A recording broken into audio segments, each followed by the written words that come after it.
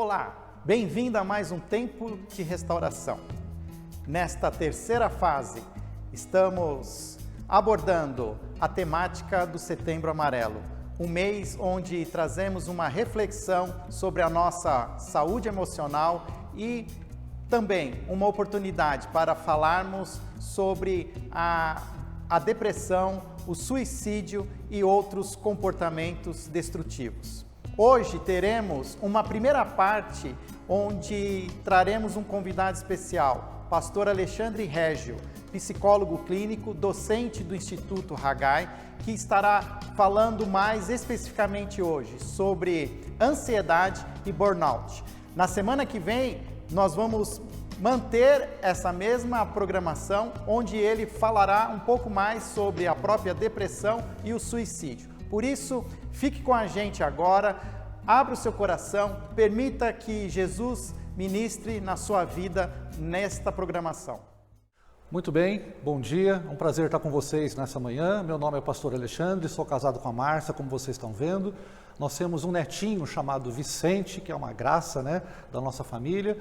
E nós temos duas filhas, uma chama Amanda, casada com o Júlio, que mora num lugar bem pertinho chamado Cracóvia, que fica na Polônia, E a outra, nossa filha Alessandra, que é casada com o Emerson, que tem o Vicente como nosso neto, e tem um gatinho aqui também chamado Choio, também que faz parte da família, Eu agradeço a Deus a oportunidade que está sendo dada para nós nessa manhã, para falarmos um pouquinho sobre o Setembro Amarelo, que é o mês da prevenção do suicídio. Aliás, tem um dia específico mundial, que é o dia 10 de setembro, que é o dia especificamente que faz essa campanha de prevenção contra o suicídio, mas também o mês todo é falado sobre esse assunto.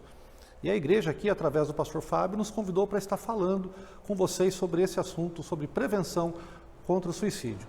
Mas eu também quero falar com vocês que não vai ser só sobre o suicídio. O suicídio vai ser um pouquinho mais no final. Tem algumas etapas antes que eu quero mostrar para vocês como que isso acontece. Primeiro, falar um pouco sobre sofrimento. A consciência de que a dor, o sofrimento, a amargura, o medo, o burnout também, a depressão e o isolamento, traz um impacto muito profundo na nossa vida. Ou seja, esse assunto que nós vamos estar falando nessa manhã é um assunto assim que a gente tem que tirar os sapatos para entrar, porque é um assunto sagrado, fala sobre sofrimento, fala sobre dor, E isso aí impacta bastante a gente e tem algumas consequências na nossa qualidade de vida, quando a gente fala de outros transtornos aqui, que a gente pretende falar nessa manhã, Nós muitas vezes, diante do sofrimento, diante da dor, nós ficamos o quê? Impotentes, ficamos fracos, e aí soma-se isso, algumas adversidades como a pandemia que nós estamos vivendo atualmente, o desemprego, algumas enfermidades psicológicas, problemas familiares, financeiros. Você soma isso um pouco a um desânimo espiritual que a pessoa começa a ter, ela começa a ser abatida com isso, e ainda mais, chega a vir também o ataque do inimigo de nossas almas, o diabo. Então, juntando todo esse pacote aí, que a gente está vendo, deficiências, emprego, família, vem o desânimo, vem mais o ataque do diabo, pode gerar muitas crises, E crises, você sabe como é que é, crise a gente tem duas opções, ou na dor e no sofrimento, pensar que a crise é uma grande oportunidade para a gente poder aprender e a melhorar, ou a crise também é uma grande ameaça para a gente ficar cada vez mais para baixo. Então, algumas consequências da crise que a gente pode ver, por exemplo, é a cultura do excesso. Tudo hoje é feito com muito mais, você tem que produzir com muito mais, com muito menos recurso. Isso pode levar a alguns transtornos, isso pode levar a algumas dificuldades de adaptação sua no seu meio.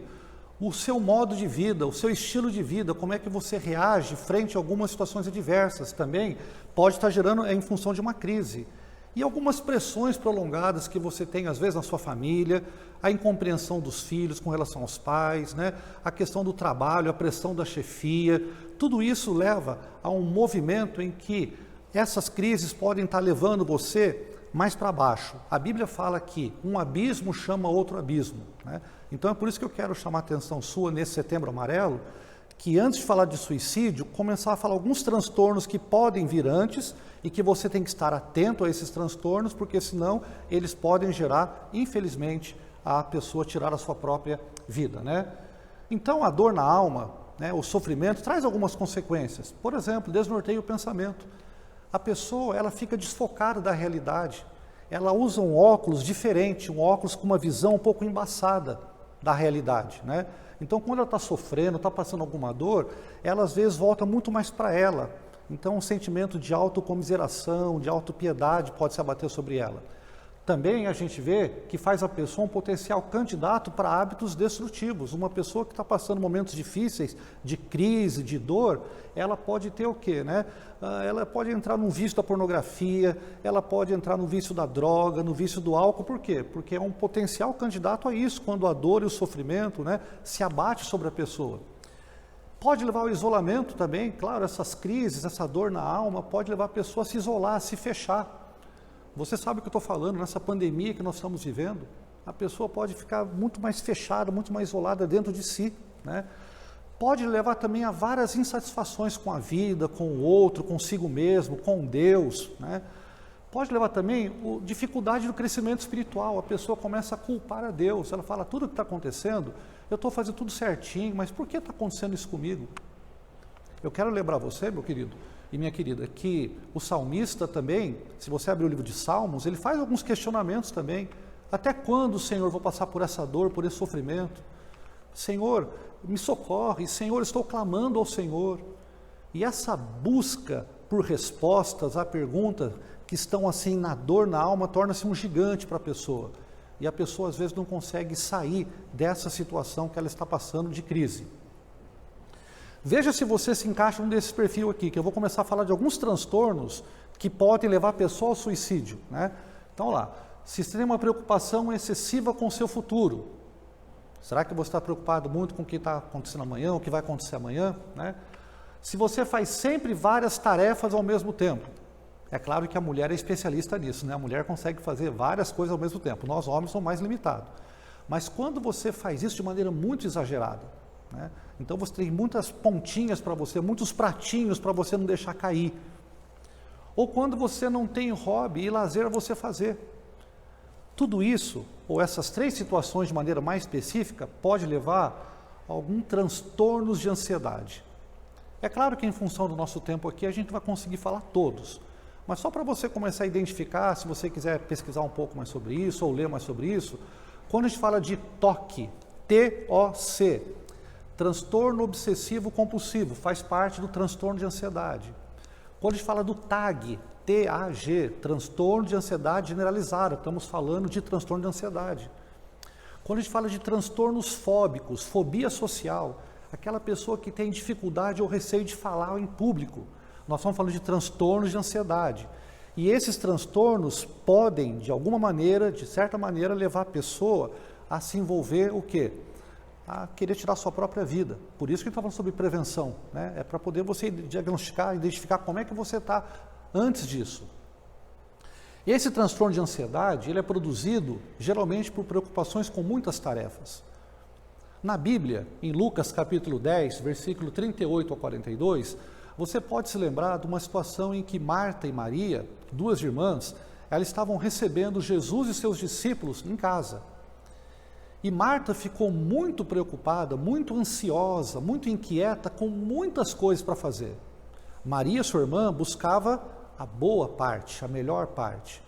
Em determinado momento, quando Marta viu lá que o feijão estava queimando, que a carne estava queimando, que tinha coisa para fazer, a Marta chamou Jesus e falou, Jesus, dá um tempo aqui, olha lá minha irmã, Maria, não está fazendo nada, eu estou fazendo tudo. Aí Jesus fala assim, Marta, Marta, você anda inquieta, apreensiva, ansiosa, com muitas coisas. Maria escolheu a boa parte, e esta não lhe será tirada. Que lição que você aprende para a sua vida e para a minha vida, como Jesus fala isso? Não quer dizer que eu e você não vamos ter alguns momentos na nossa vida que a gente vai ter que realmente impor um ritmo um pouco mais acelerado. A vida às vezes impõe a gente alguns momentos sobre isso. Mas o que Jesus está nos ensinando é o seguinte, que a gente, na nossa atividade, deve incorporar a atividade de Maria. A atividade de Maria é uma atividade de adoração, ela buscou a melhor parte. Então, no seu corre-corre, no seu dia a dia, você, às vezes, em alguns momentos, você pode ficar ansioso. Mas a questão é, será que eu não posso também incorporar, trazer a parte de Maria, a parte de Marta? que é o que geralmente não acontece. A gente fica ansioso com muitas coisas, né? O ansioso, geralmente, a mente dele, ele procura seguir duas direções ao mesmo tempo. Ele tem dificuldade de fazer uma escolha só. E isso leva o quê? Sofrimento, traz dor, leva a confusão muitas vezes, não é verdade? E aqui você está vendo que a ansiedade, ou o transtorno de ansiedade, ela pode ter uma repercussão tanto física quanto psíquica. Na parte física, que está em vermelho aqui, você vê algumas situações, alguns sinais e sintomas que a pessoa pode ter quando ela fica com a mente confusa, a mente dividida. Ela pode ter na parte física palpitação, suor, tremores, falta de ar, dor torácica, dor abdominal, náusea, parestesias, faz o que, né? Há uma falta de sensibilidade, especialmente na parte da boca, né? Tontura, uma angústia. Mas o transtorno de ansiedade também pode gerar ansiedade psíquica, preocupação excessiva, a antecipação do futuro. Lembra aquela pergunta? Como é que está o seu futuro? Você está vivendo muito pensando no futuro? Você ficar remoendo os seus pensamentos, um medo excessivo. E essa parte que é importante, o comportamento mais evitativo. A pessoa ansiosa, ela quer fazer tantas coisas que chega um momento da vida dela que ela para, ela trava, ela não consegue caminhar mais para frente. E isso pode levar essa pessoa ansiosa que não consegue alcançar os seus resultados, que não consegue alcançar os seus objetivos, essa pessoa pode gerar um processo de burnout, depois ela pode entrar em depressão e pode entrar até num suicídio. Lembra que eu falei no início, um abismo chama outro abismo? Então fique atento como é que está o seu coração, está muito ansioso. Busque adorar o Senhor, busque a melhor parte, a estar aos pés da cruz. O apóstolo Paulo, ele já falou uma coisa, né, em Filipenses capítulo 4, versículos 6 e 7. Não andeis ansiosos por coisa alguma, antes em tudo sejam os vossos pedidos conhecidos diante de Deus, pela oração, pela súplica, com ações de graça. E olha o resultado, que coisa maravilhosa, né? Quando a gente entrega para Deus, vem a paz dele, a paz de Cristo. Ela excede todo o entendimento, ela guardará, vai colocar uma sentinela na sua mente e no seu coração. Vai guardar o coração e a sua mente, o seu pensamento, no próprio Cristo Jesus. Mas não é só Paulo que fala isso não, né? Não andeis ansiosos. Também o próprio Jesus, nosso Senhor, ele falou lá em Mateus 6,25. Portanto, eu lhes digo, não andeis ansiosos com suas próprias vidas, quanto que você vai comer, beber, nem com seus próprios corpos, quanto ao vestir. E ele faz a pergunta, Jesus, não é a vida muito mais importante que a comida? Não é o corpo mais importante que as vestes? Então, não só Paulo falando, mas Jesus fala assim, não andeis ansiosos, é um mandamento, é para você e eu não nos preocuparmos. Porque nós sabemos, se essa preocupação vier à mente de maneira muito intensa, pode acontecer de a gente ter um problema mais sério lá para frente. Agora, veja essas outras situações aqui, né? Você tenta agradar sempre as pessoas? Você é uma pessoa que assume responsabilidades que não são suas? Você omite, esconde aquilo que você está sentindo? As pessoas não podem saber o que você está pensando, sentindo? Você não gerencia o seu tempo?